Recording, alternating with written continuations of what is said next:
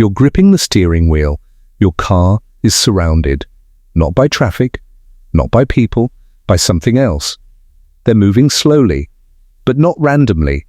All of them are moving toward you. Your breath gets heavier. Your eyes scan their faces. Pale, broken, wrong. Some of them are staring straight at you, like they know you, like they're waiting. Your fingers tighten around the wheel. Because deep down, you already know one thing. This didn't just happen. This is your fault. You don't move. You can't. Your hands are locked around the steering wheel, fingers stiff, like letting go would somehow make everything worse. The air inside the car feels heavy, harder to breathe with every second. Outside, the street looks nothing like it used to. Cars are abandoned at strange angles, some doors wide open, some still running with headlights cutting through the silence. It doesn't look like people left slowly. It looks like they ran, like they didn't have time to think. And now, whatever they were running from is here. You see them clearly now, not just one or two, dozens, maybe more. Spread across the road, standing between the cars, slowly stepping forward. Their movements aren't normal. There's no urgency, no panic, just a steady, unnatural rhythm. One step, then another, like something inside them is controlling the motion, not their own thoughts. Some of them drag their feet slightly, others tilt their heads in strange angles, but all of them are moving in the same direction. Toward you. Your heartbeat gets louder in your ears. You try to stay still, thinking maybe they won't notice you if you don't move. But then, one of them stops right in front of your car, close enough for you to see everything. Its face is pale, almost grey, eyes unfocused, but somehow still locked onto you. There's something wrong with the way it looks at you, not confused, not curious, just aware, like it recognizes you in a way that doesn't make sense. Then another one moves closer, and another. Within seconds, your car is surrounded. A soft sound hits the glass.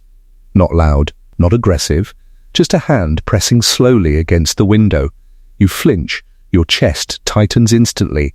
More hands follow, not banging, not breaking, just pressing, touching, like they're testing it, like they know you're inside. Your mind starts racing. Think, move, do something. You turn the key, engine already running. Good. You slam your foot on the accelerator. The car jerks forward, but it doesn't move far. There's another car blocking the road ahead. You didn't notice it before, completely stuck. You reverse quickly, your heart jumping, but behind you is worse. More abandoned vehicles. No space, no path, no escape. Your breathing gets heavier, faster. You grip the wheel tighter, trying to think clearly, but your thoughts are slipping. This isn't happening. This can't be happening. This isn't real, but it is. Because they're still there. Closer now.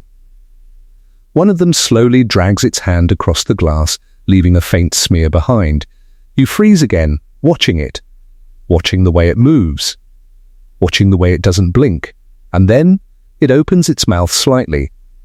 Not to speak, not to scream, just opens it. Something about that small movement sends a cold wave through your entire body, because now you understand something. These aren't people anymore. And they're not stopping. You look around again, desperate for anything, any gap, any path, any chance, but there's nothing. Just silence, broken only by your own breathing and the soft, slow movements outside. And that's when it hits you.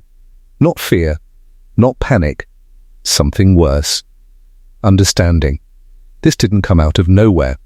This didn't just happen. You know exactly when it started.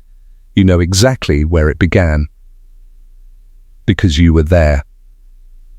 Because you made it happen. Your grip on the steering wheel tightens even more as your eyes lock onto the empty street ahead. And for the first time since this started, you stop trying to escape. Because deep down, you already know this is your fault. You close your eyes for a moment, not because it helps, but because you don't want to see what's outside anymore. The slow movements, the empty faces, the way they keep getting closer without a sound. It doesn't feel real. It feels like something your mind is trying to reject. But when you open your eyes again, they're still there, closer. And something inside you shifts. Instead of focusing on what's happening now, your mind pulls you back to the moment everything began. It didn't start with chaos. It started in silence. In a place that felt controlled, safe, predictable. That's what fooled you. You thought you understood it. You thought you had limits. That it would stay contained. And for a while, it did. That's what made it dangerous. Because it worked. It adapted. And you mistook that for success. The first sign was small, easy to ignore. Something didn't react the way it should. You noticed it, but you didn't stop. Because stopping meant admitting something was wrong. So you continued. Adjusted. Convinced yourself everything was still under control. But control doesn't disappear all at once. It fades quietly until it's gone. The next sign was harder to ignore. People weren't responding normally. Something inside them was changing. You saw it. You understood it. But by then, you had already gone too far. And still, you kept going. Not for safety, not for control, but for something else. Power. And once that thought settled in your mind, everything else became easier to ignore. The steps got bigger, faster, riskier. And by the time you realized things were changing in ways you couldn't predict, it was already too late. It didn't start with panic. It started with confusion. Small signs, strange behavior, easy to dismiss, until it spread, quietly, slowly, from one person to another. Until it wasn't quiet anymore. People weren't just getting sick, they were changing. And that's when the truth hit you. This wasn't contained anymore. This wasn't something you could fix. It had moved beyond you, beyond control, beyond anything you could stop. You tried to deny it, told yourself it wasn't connected. But deep down, you knew. And now, sitting in your car, surrounded by what those decisions turned into, you finally understand something you should have realized from the beginning. You didn't lose control today, you lost it the moment you thought you had it. The sound comes first, not loud, not sudden, just a slow, dragging noise against your car. Your eyes snap forward, and they're closer now, much closer. One stands right beside your window, head tilted, eyes locked onto you in a way that doesn't feel human anymore. There's something dark around its mouth, something you don't want to understand.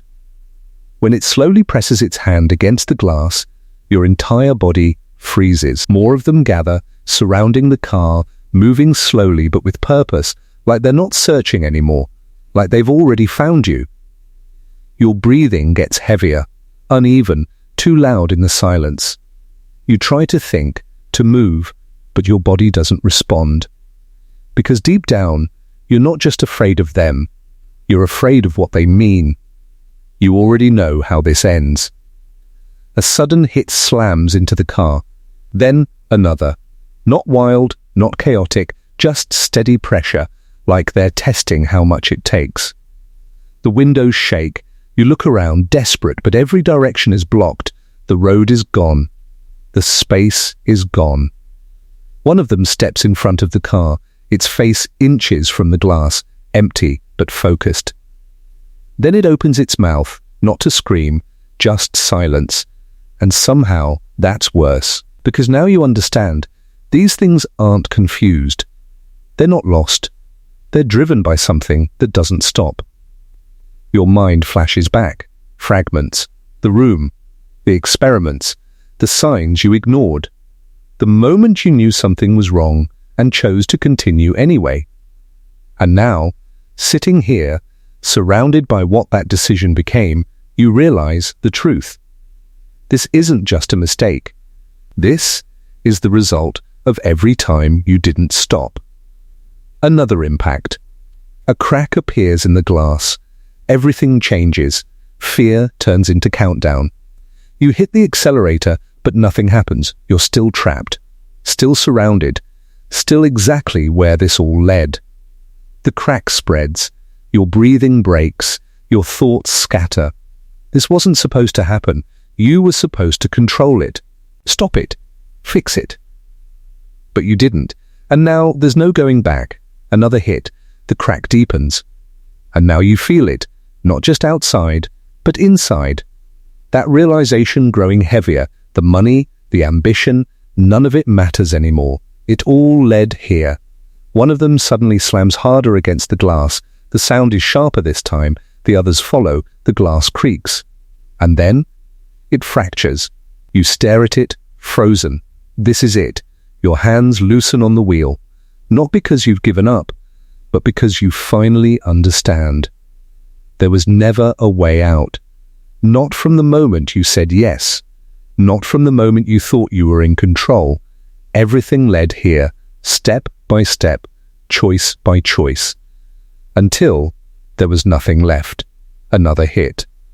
The glass begins to break, and one final thought settles in your mind. You didn't just create a problem. You created something that doesn't need you anymore. And now, it's here to finish what you started.